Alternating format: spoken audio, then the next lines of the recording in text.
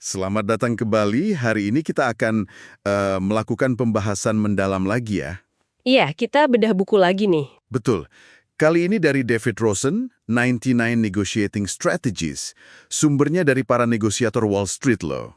Wah, kelas berat ya. Iya, dan kita fokus ke satu bab spesifik. Bab 40, Invest Your Target in the Deal. Atau kalau diterjemahkan ya, membuat target Anda berinvestasi dalam kesepakatan. Menarik judulnya. Investasi dalam kesepakatan. Nah, misi kita nih, mau coba bongkar gimana sih caranya, menurut buku ini ya, bikin lawan bicara kita itu merasa terikat sama proses negosiasi. Cuma modal waktu sama interaksi aja. Oke, konsepnya kayaknya main di psikologi banget ya. Banget. Makanya, yuk kita telusuri bareng. Jadi inti bab 40 ini, setahu saya, tentang gimana kita bisa nambah investasi waktu dan tenaga dari target kita itu.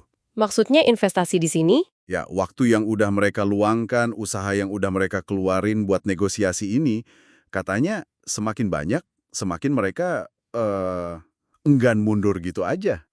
Oke, paham. Nah, pertanyaannya, kenapa sih mekanisme psikologis kayak gini bisa efektif banget, terutama di negosiasi? Ya, ini karena nyentuh sesuatu yang mendasar banget di sifat kita. Kita itu kan cenderung lebih menghargai sesuatu kalau kita udah keluar modal buat itu. Modal waktu, modal tenaga.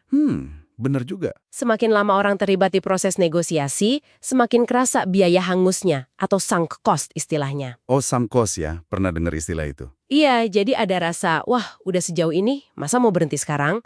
Ada semacam, komitmen psikologis gitu yang kebangun pelan-pelan. Oke, jadi rasa sayang kalau ditinggal sekarang itu yang jadi kuncinya ya. Terus gimana cara terapinya? Di buku disebut soal bikin banyak pertemuan, sering email-emailan, telepon, bahkan makan siang bareng. Apa ini cuma trik ngulur waktu aja? Nah, ini dia. Bukan sekedar ngulur waktu loh. Kuncinya itu di kualitas interaksinya. Kualitasnya gimana maksudnya? Jadi, setiap kontak itu, ya meskipun kelihatannya wajar aja.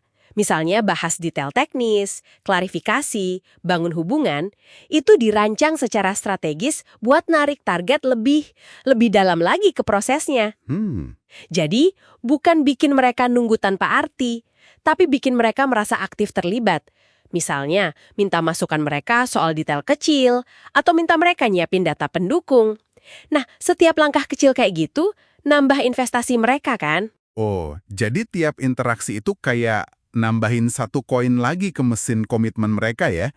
Jadi bukan cuma durasinya, tapi tingkat keterlibatannya juga penting. Tepat sekali. Wah, ini halus tapi kayaknya kuat banget ya efeknya. Kalau kita lihat gambaran besarnya gimana nih? Kalau kita lihat gambaran besarnya, ya tujuannya itu mau bangun narasi di kepala si target. Narasi kalau mereka tuh udah jauh melangkah, udah banyak waktu keluar, jadi kalau mundur dari deal rasanya rugi banget. Ini pelan-pelan mengubah cara mereka mikir. Dari awalnya, deal ini bagus gak ya buat saya? Jadi, waduh, kalau saya nggak jadi deal sekarang, rugi dong udah ngabisin waktu segini banyak. Momentum psikologisnya dibangun pelan-pelan. Menarik banget perspektifnya. Tapi, apa ini selalu berhasil? Ada nggak sih situasi di mana cara ini malah jadi, ya, senjata makan tuan gitu? Oh, jelas ada batasnya. Bisa gagal total ini kalau targetnya ngerasa waktunya dibuang-buang terang-terangan. Maksudnya? Ya kalau pertemuannya kerasa nggak produktif, minta info ini itu tapi nggak jelas buat apa, atau prosesnya sengaja dilambatin tanpa alasan kuat. Nah, target bisa jadi sebel atau curiga.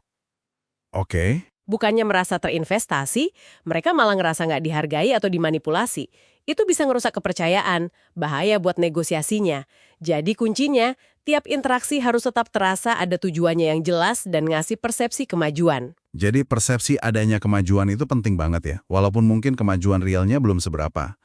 Oke, lalu apa artinya ini semua buat pendengar kita nih, yang mungkin aja lagi ada di posisi negosiasi? Gimana caranya biar kita lebih peka sama dinamika ini? Kuncinya ya kesadaran diri.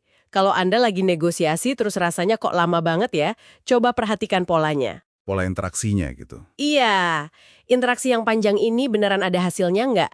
Atau cuma kayak sibuk tapi nggak kemana-mana? Coba tanya diri sendiri, waktu yang saya keluarin ini sepadan nggak sama progres dealnya? Introspeksi ya? Betul.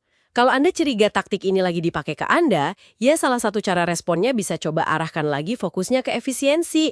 Misalnya usul agenda yang lebih jelas, atau kasih batas waktu buat bahas poin tertentu. Oke, masuk akal. Jadi, rangkuman utamanya nih, mendorong target buat investasikan lebih banyak waktu dan tenaga, itu bisa ningkatin kemungkinan mereka komit ke hasil akhir. Karena ini mainin bias sunk cost dan bangun ikatan psikologis. Gitu ya? Betul. Dan satu hal penting lagi, strategi ini paling manjur kalau si target merasa prosesnya ada kemajuan dan waktu mereka dihargai. Bukan sekedar ngerasa waktunya kebuang sia-sia. Perasaan investasi yang berharga itu intinya. Sip. Nah, sebagai penutup ini ada satu pemikiran buat Anda renungkan di rumah. Selain investasi waktu dan tenaga yang kelihatan jelas ini ya, kira-kira bentuk investasi lain apa sih yang nggak kelihatan? Mungkin emosional, reputasi, harapan, yang tanpa sadar kita atau lawan bicara kita tanam dalam negosiasi. Menarik tuh. Dan gimana investasi tersembunyi itu diam-diam bisa ngebentuk keputusan akhir kita? Coba direnungkan ya.